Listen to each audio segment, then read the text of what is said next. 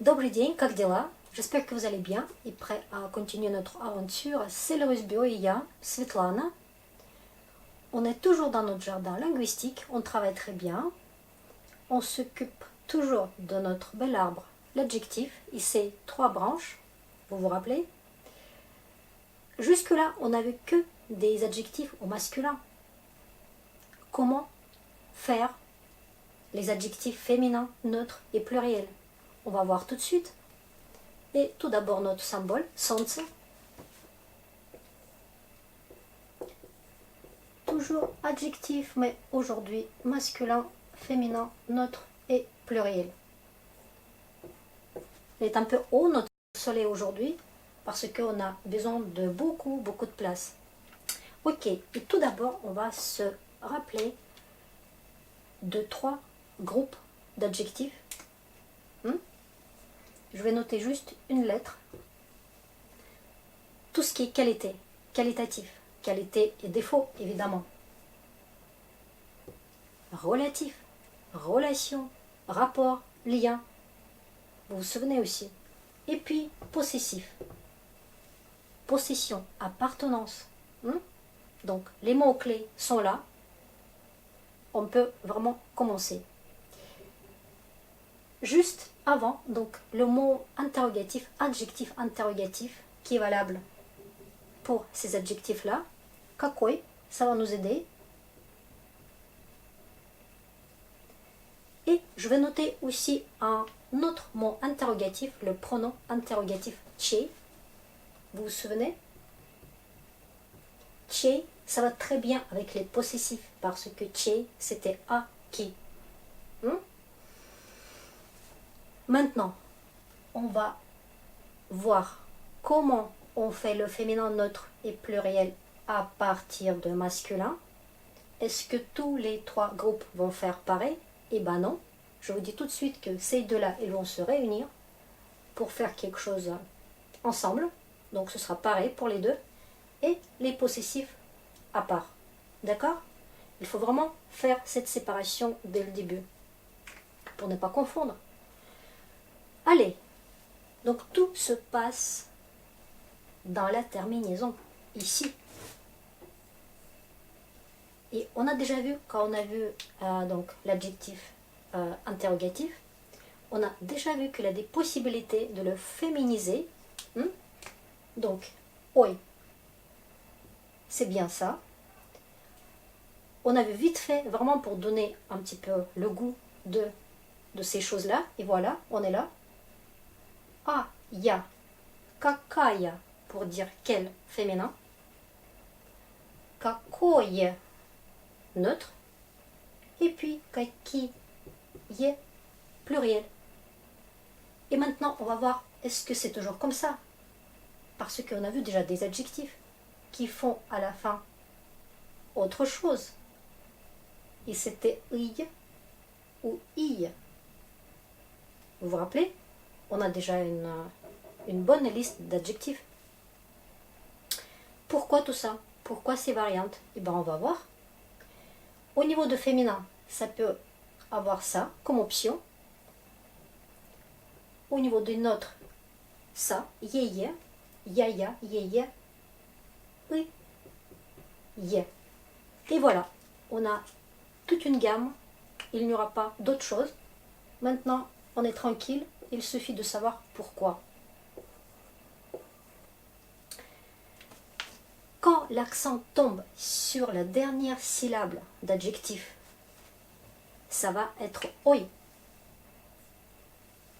Si cette syllabe n'est pas accentuée, elle est avant, donc ça va faire i ou i. Maintenant, le choix est entre ces deux-là, i ou i.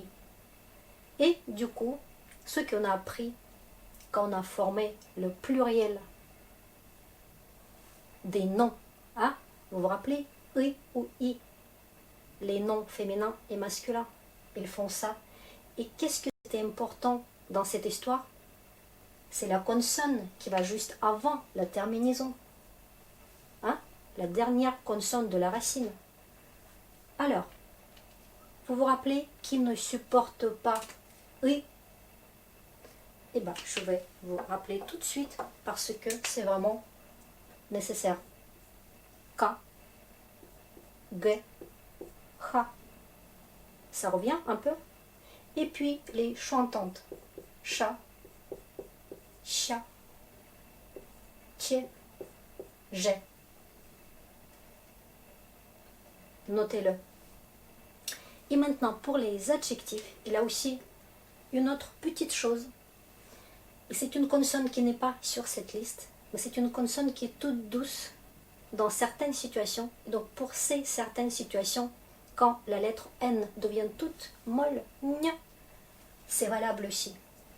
Donc attention à ce N qui est vraiment gna. Et donc tout ça, c'est I. D'accord? Toute cette liste.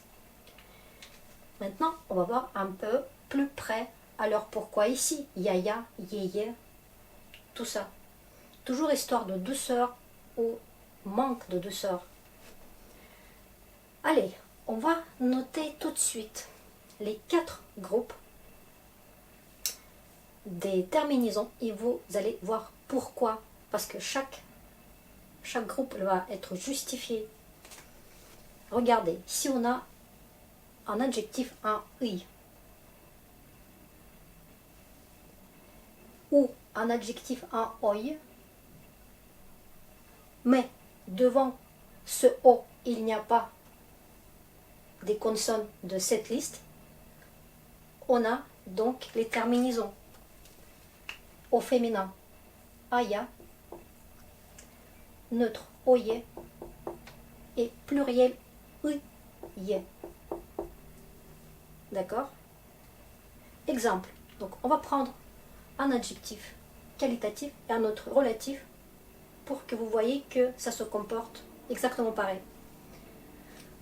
Allez, on va prendre le petit adjectif novi, neuf ou nouveau.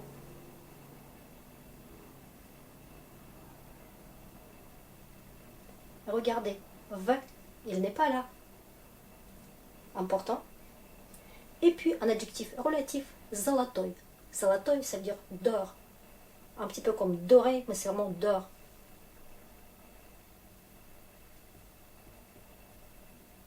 Je sais où est l'accent sur O, évidemment. Et ici, il est hors de la terminaison. Hop. Maintenant, on va voir aussi donc la terminaison oi. Mais juste avant ce oi, il y aura quelque chose de ce groupe-là. D'accord? Donc, ça et ça. Ça, c'est que pour i. D'accord? Oi. Et puis, je vais vous donner i. I qui va aussi après ces choses-là. On ne touche pas encore. D'accord? Donc, qu'est-ce que ça va donner? Aya au féminin. D'accord? Oye neutre. Mais attention au pluriel. I, ye. Regardez. I, i. Comme ici, c'était u, u. Mais en lien avec. Donc, au niveau de oi, c'est ça qui joue. Et au niveau de i, c'est ça qui joue. D'accord? Regardez, si avant i, il y a ka, ge ou ha, ou avant oi, cha, cha, tche, je, ça donne ça. Exemple, tout de suite. Écoutez, on va prendre quelque chose de classique. Большой. C'est bien une qualité. Grand. Большой. On sait où est l'accent. Mais regardez, qu'est-ce qu'il y a juste avant? Une chantante. Et maintenant, русский, russe. Donc, c'est un adjectif qui nous convient. Bah, moi, parce que je le suis, et vous, parce que vous apprenez la langue russe. Regardez, donc, ici, ici. C'est vraiment précis comme la mathématique. Et donc, une gamme un peu différente. Est-ce qu'il y a d'autres possibilités? Oui. On va voir comment se comporte I. Si il y a ici une chantante, là c'était ça, ka, ge, ha. Maintenant, on parle de cette combinaison, d'accord? Alors, on va prendre donc tout de suite, ça va être aya, comme pour ces trois-là, ok. Mais après, attention, un petit changement. Ye, ye. Les chantantes, hop. Encore. Le pluriel, i, ye. Vous voyez, un petit peu différent. On change quelque chose à chaque fois. Exemple, évidemment. Свежий. Свежий, c'est frais. Qualité. Qualité.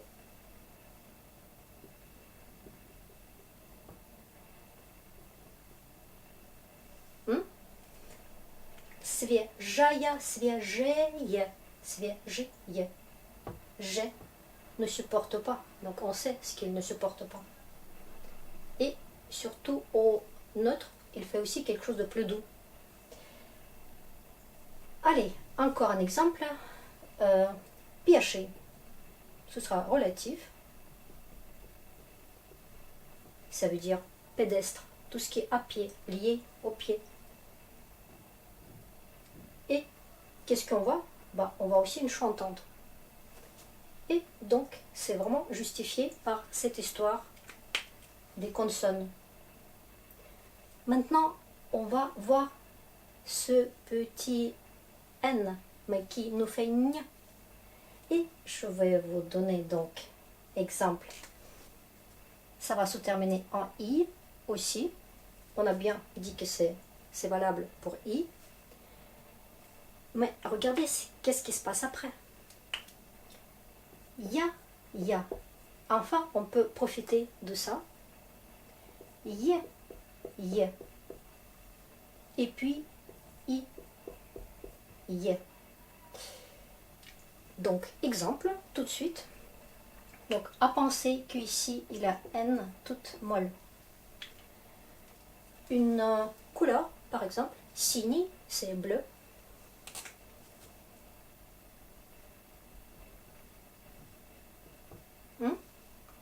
Et puis, on a vu déjà cet adjectif, zimni, hivernal, relatif à l'hiver.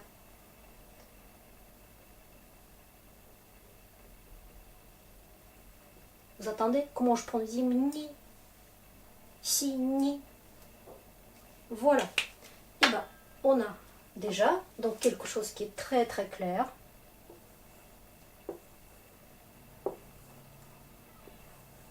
Et puis, tout ce qui va avec, c'est très très clair aussi.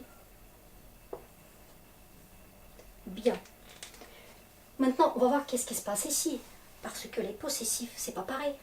On a vu déjà donc les exemples des possessifs. Ma, min, un maman, deux mamans. Mais les prénoms des gens, ils vont aussi jouer à ce jeu-là. Et imaginez quelque chose qui appartient à Olga. Olga, Olgin.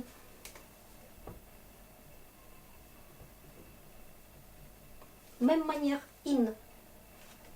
Maintenant, on a eu aussi un exemple, atsov, de père. Et pour les prénoms masculins, ça marche à cette manière-là aussi. Donc, si on prend Anton, un garçon, Anton, off. Comment maintenant faire le féminin neutre et pluriel? Ça va être un petit peu comme le nom. Vous vous rappelez des terminaisons des noms? Un nom féminin, donc c'est A, neutre O, et puis pluriel I. Mais ici, sans variante. Donc ça ne va pas être Aya, O, Ye, I, I. D'accord? Il n'y a que ça. Et évidemment, donc on rajoute, on le met après la consonne. Ok. Et pour les animaux, c'est un peu différent. Parce que on a vu déjà kozi, deux chèvres, On va prendre un autre animal pour varier un peu. L'ici, de renard. Qu'est-ce qui se passe avec le renard?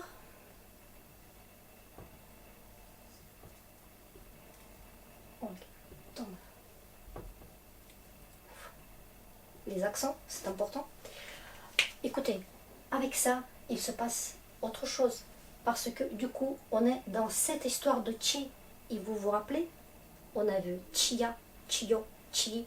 Donc ça va être presque pareil. Juste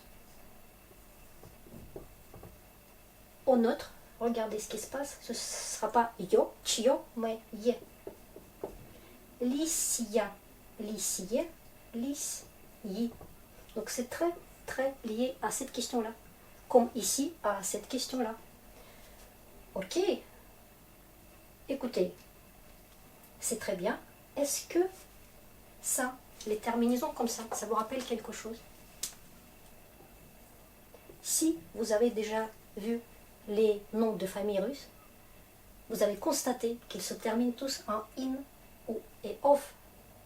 Et donc quand c'est ov, vous savez que les noms de famille russes peuvent avoir une forme féminine aussi. Les filles, ils n'ont pas exactement le même nom de famille que garçons. Parce que pour les filles, on ajoute ça, ce A.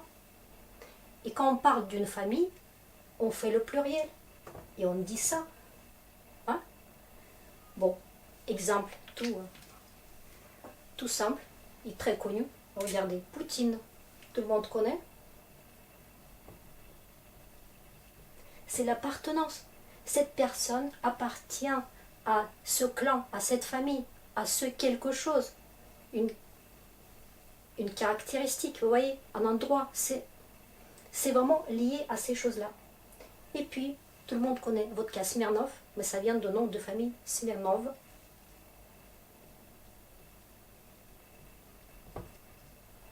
Et c'est ça. Donc, les fins de ces personnes-là, ils vont rajouter A à la fin. C'est normal. Qu'est-ce qu'il nous reste? Il nous reste à dire vraiment 2-3 mots sur les adjectifs courts. Parce que les adjectifs courts, on fait que avec les qualitatifs. Vous êtes d'accord? Et donc, on va prendre tout de suite un exemple. Non, oui, c'est nouveau, neuf. Mais si on enlève oui, ce sera un adjectif court. Non. Et vous allez voir que ça va se comporter comme des possessifs en ov et in. Donc,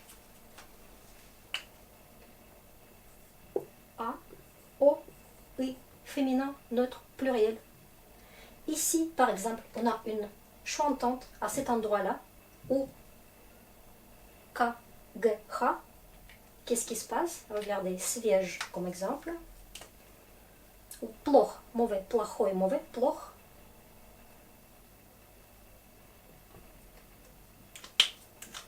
Плаха, плохо, плохи. И, parce que c'est ça. Et maintenant, une douceur absolue. Sini, bleu, ça peut faire un adjectif court, signe, pour faire tout mot ici. Et donc ça donne si, nia, si, nie, si, ni. Et c'était donc les adjectifs courts.